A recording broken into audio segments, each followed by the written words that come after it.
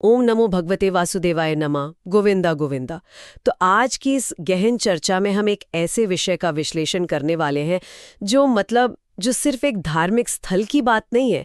हम बात कर रहे हैं तिरुपति बालाजी की, एक ऐसा मंदिर जो मानव इतिहास के सबसे लंबे और शायद सबसे बड़े वित्तीय कर्ज का केंद्र है। बिल्कुल। और ये कोई साधारण चर्चा नहीं होने वाली है।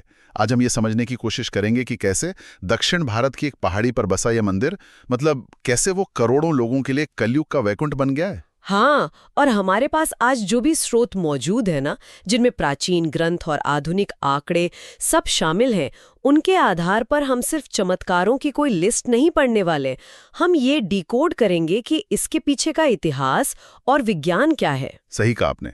हम केवल आस्था की बात नहीं करेंगे, हम इसके कैसे और क्यों पर भी जाएंगे।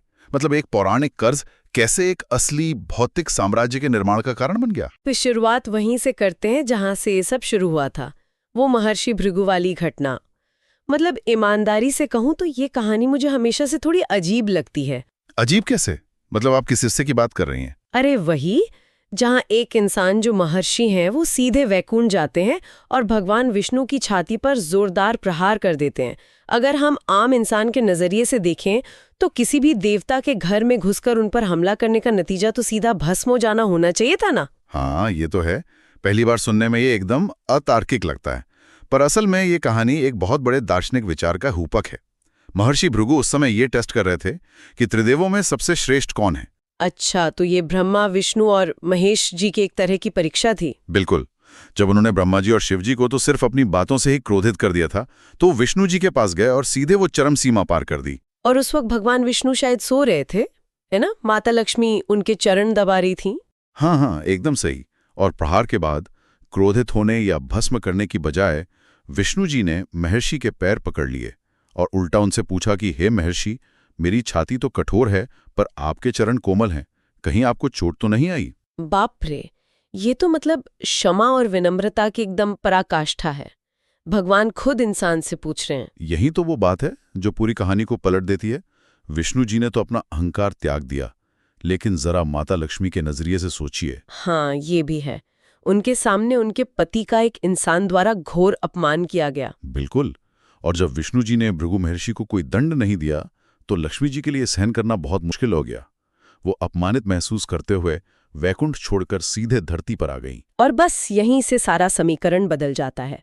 हमारे स्रोत बताते हैं कि माता लक्ष्मी के पीछे पीछे भगवान विष्णु भी उन्हें ढूंढते हुए धरती पर आ गए और उन्होंने वेंकटागिरी की पहाड़ियों पर एक चींटियों की बाम्बी, जिसे हम एंथिल कहते हैं, उसमें शरण ली। हाँ, अब भगवान धरती पर आ तो गए, लेकिन उनके पास धन की देवी लक्ष्मी तो थी नहीं। वो निर्धन थे उस वक्त। और यहीं से वो हिस्सा शुरू होता है जिसे मैं इतिहास का सबसे पुराना क्राउड फंडिंग मॉडल कहना चाहूंगी। अरे वाह, क्राउड फंडिंग, ये शब्द यहाँ बहुत सटीक बैठता है।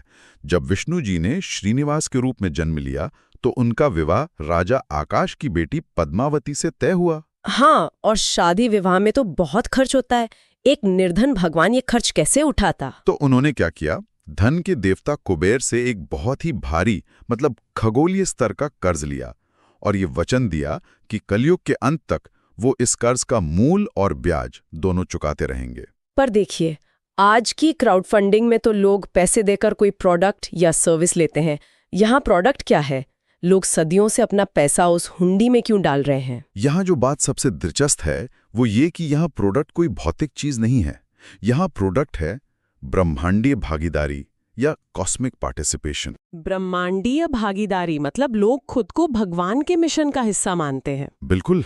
जब कोई आम इंसान अपना 100 रुपया या लाख रुपया हुंडी में डालता है तो वो ये नहीं सोचता कि वो भगवान से कुछ मांग रहा है। वो सोचता है कि उसका भगवान संकट में है, कर्ज में डूबा है। अच्छा, तो वो अपने आराध्य को इस आर्थिक बोझ से मुक्त करना चाहता है। हाँ, भक्त यहाँ मांगने वाला नहीं है, वो भगवान का पार्टनर बन जाता है। और ये जो मनोविज्ञान है ना, ये इतना शक्तिशाली है कि इसने दुनिया की सबसे मजबूत अर्थव्यवस्था को जन्म दे दिया। ये सच में एक बहुत ही अलग नजरिया है। एक ऐसा कर्ज जो एक आम इंसान को ईश्वर के साथ खड़ा कर देता है। पर अब अगर हम थोड़ा तार्किक रूप से सोचें, अगर इतने सारे लोग लगातार धन ला रहे हैं तो उसे रखने के लिए एक बहुत बड़ी जगह भी चाहिए होगी। एक विशाल तिजोरी चाहिए, है ना? एक ऐसी संरचना जो इस विश्वास को भौतिक रूप दे सके। और यही एंट्री होती है इतिहास के उन राजाओं की जिन्होंने इस भव्य मंदिर का निर्माण किया। हाँ, क्योंकि ये मंदिर कोई एक रात में चमत्कार से तो बना नहीं है। स्रोतों के ऐतिहासिक कालक्रम को देखें तो इसकी नींव पल्लव राजवंश ने रखी थी। बिल्कुल, 4वीं से 9वीं शताब्दी के बीच उन्होंने इस जगह को एक धार्मिक पहचान दी, पर असली भव्यता तो इसके बाद आनी शुरू हुई। सही कह रहे हैं। चोल और पांडे राजाओं ने मंदिर को बड़ा करना शुरू किया, पर जो चीज मुझे सबसे ज्यादा हैरान करती है वो है विजयनगर साम्राज्य का समय, 14वीं और 15वीं शताब्दी में। राजा कृष्णदेवराय का समय, उन्होंने जो किया उसने इस जगह का पूरा अर्थशास्त्र ही बदल दिया। हाँ, उन्होंने ही तो वो विशाल गोपुरम यानी मुख्य प्रवेश द्वार बनवाए थे ना, जो आज मीलों दूर से दिखाई देते हैं। हाँ, और सोने रत्नों का तो बेहिसाब दान किया ही, लेकिन उनका सबसे बड़ा काम था मंदिर को आर्थिक रूप से स्वावलंबी बनाना। स्वावलंबी मतलब उन्होंने मंदिर की कमाई का कोई परमानेंट जरिया बना दिया था। बिल्कुल, उन्होंने आसपास के गांवों की जमीनें मंदिर ट्रस्ट के अधीन कर दी, ताकि वहां से जो भी राजस्व आए उससे मंदिर का काम अनंत काल तक चलता रहे। कमाल है। यहाँ एक बात मुझे बहुत अजीब लगती है। अगर हम दुनिया का इतिहास देखें तो जब भी कोई नया राजा आता है वो पुरानी इमारतों को गिरा देता है अपना नाम बनाने के लिए। ये तो मानव इतिहास का सच रहा है, अपना अहंकार दिखाना। लेकिन तिरुपति में ऐसा नहीं हुआ। पल्लव गए, चोल आए, फिर विजयनगर साम्राज्य आया। किसी ने भी पुरानी दीवारों को नहीं तोड़ा, सबने बस उसी के ऊपर और निर्माण किया। ऐसा क्यों? क्योंकि तिरुपति बालाजी राजनीति और सत्ता से बहुत ऊपर उठ चुके थे। उन राजाओं के लिए ये सिर्फ पत्थरों की इमारत नहीं थी, ये सत्ता हासिल करने का सबसे बड़ा आध्यात्मिक केंद्र था। मतलब जो राजा बालाजी का सबसे बड़ा सेवक होगा, जनता उसे ही मानेगी। एकदम सटीक। मंदिर को नष्ट करने का मतलब था अपने ही साम्राज्य की नींव खोद लेना। इसलिए ये एक ऐसी जगह बन गई जहां राजाओं ने आपस में लड़ने की बजाय सहयोग किया। वास्तुकला और इतिहास वाली बात तो पूरी तरह समझ आती है, क्योंकि ये इंसानों का काम है। लेकिन जब हम उस भव्य गोपुरम से होते हुए एकदम अंदर गर्भगृह में पहुंचते हैं तो वहां बात सच में दिलचस्प हो जाती है। आप उन रहस्यों की बात कर रही है ना, जहां विज्ञान भी शांत हो जाता है। बिल्कुल। हमारे स्रोतों में कुछ ऐसी घटनाओं का जिक्र है जिन्हें पढ़कर कोई भी तर्कशील इंसान उलझन में पड़ जाएगा। सबसे पहली बात तो यही कि वो मूर्ति स्वयं प्रकट हुई है, किसी ने बनाई नहीं है। हाँ, वो स्वयं भू है। पर असली रहस्य तो उन भौतिक घटनाओं में है जो उस पत्थर की मूर्ति के साथ रोज हो रही हैं। जैसे कि मूर्ति को पसीना आना। हर स्रोत में ये लिखा है कि पुजारियों को बार बार रेशमी कपड़े से मूर्ति का पसीना पोंछना पड़ता है। अब 1 मिनट के लिए सिर्फ विज्ञान के नजरिए से देखते हैं। चलिए देखते हैं विज्ञान क्या कहेगा इस पे। मैं सोच रही थी कि गर्भगृह एक बंद कमरा है, बाहर हजारों लोगों की भारी भीड़ है, तो क्या ये संभव नहीं है कि ये सिर्फ कंडेंसेशन हो, गर्मी और पत्थर की ठंडी सतह से पानी की बूंदें बन रही हों? वैज्ञानिक दृष्टिकोण से तो सबसे पहला निष्कर्ष यही लगता है, लेकिन जो लोग इसका अध्ययन करते हैं उनका कहना है कि यहाँ का गणित सटीक नहीं बैठता। गणित कैसे नहीं बैठता?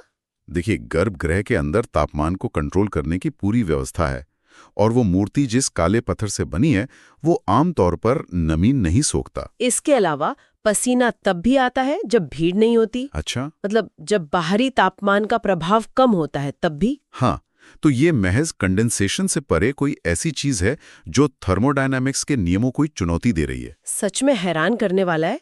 और ये सिर्फ देखने तक सीमित नहीं है, ये सुनने का भी अनुभव है।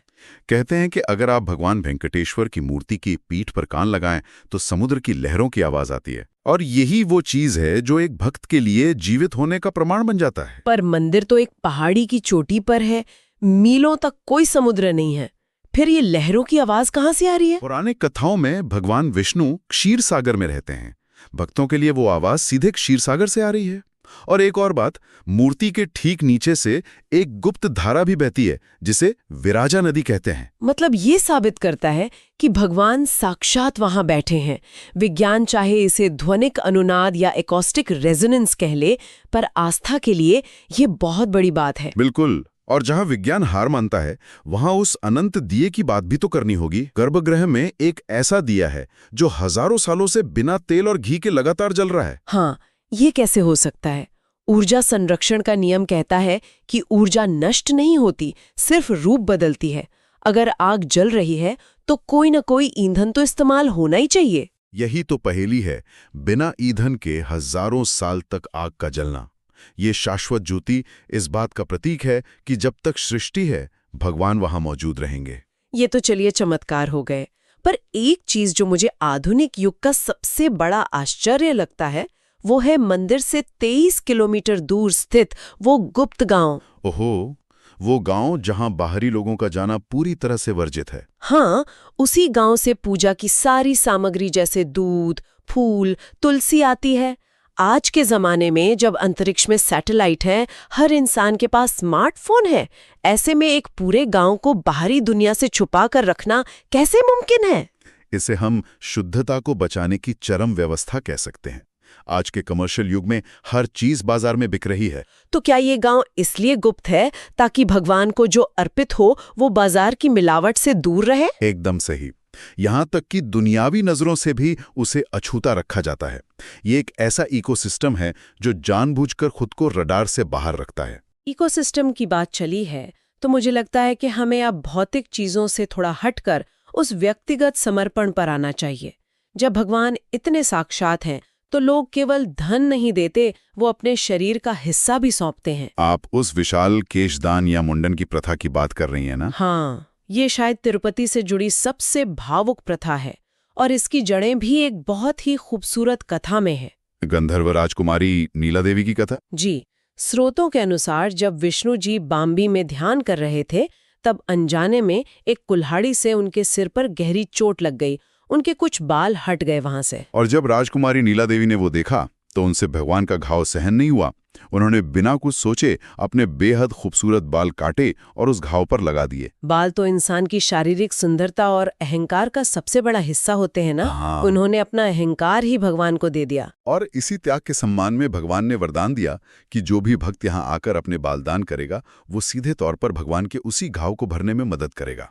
आस्था के लिहाज से ये बहुत ही मार्मिक है, लेकिन आज की दुनिया में इसने जिस तरह के एक लॉजिस्टिक तंत्र को जन्म दिया है वो किसी भी बड़ी कंपनी को हैरान कर दे।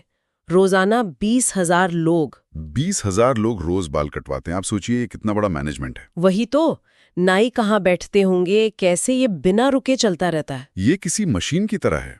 सैकड़ों नाई शिफ्टों में काम करते हैं और बाल कटने के बाद वो कचरा नहीं बनते। हाँ, उन्हें तो श्रेणियों में बांटा जाता है, साफ किया जाता है और फिर उनकी बाकायदा अंतर्राष्ट्रीय बाजार में नीलामी होती है। और यही ग्लोबल इकोनॉमी की एंट्री होती है। भारतीय बालों की क्वालिटी, जिन्हें वर्जिन हेयर कहते हैं, हॉलीवुड से लेकर यूरोप की फैशन इंडस्ट्री तक बहुत डिमांड में है। मैंने आंकड़े देखे थे, सिर्फ इन बालों की नीलामी से मंदिर प्रशासन को हर महीने लगभग 20 लाख रुपए की आय होती है। 20 लाख रुपए? और सोचिए ये पैसा वापस कहाँ जाता है? ये समाज सेवा में लगता है। मतलब तिरुपति का ट्रस्ट जो बड़े बड़े अस्पताल और अनाथालय चलाता है वो इन्हीं पैसों से चलता है। बिल्कुल। एक आम इंसान श्रद्धा से बाल दान करता है, वो यूरोप में बिकता है और उस पैसे से किसी गरीब इंसान की ओपन हार्ट सर्जरी होती है। ये आस्था और अर्थशास्त्र का पूरा चक्कर है। कमाल की बात है, धर्म का ऐसा व्यवहारिक उपयोग कम ही देखने को मिलता है। और जब समाज को वापस देने की बात हो ही रही है तो तिरुपति के उस लड्डू को कैसे भूल सकते हैं? तिरुपति लड्डू, वो तो सिर्फ एक प्रसाद नहीं, एक ग्लोबल ब्रांड बन चुका है। हाँ, और कहते हैं कि इसकी शुरुआत स्वयं देवी लक्ष्मी ने की थी।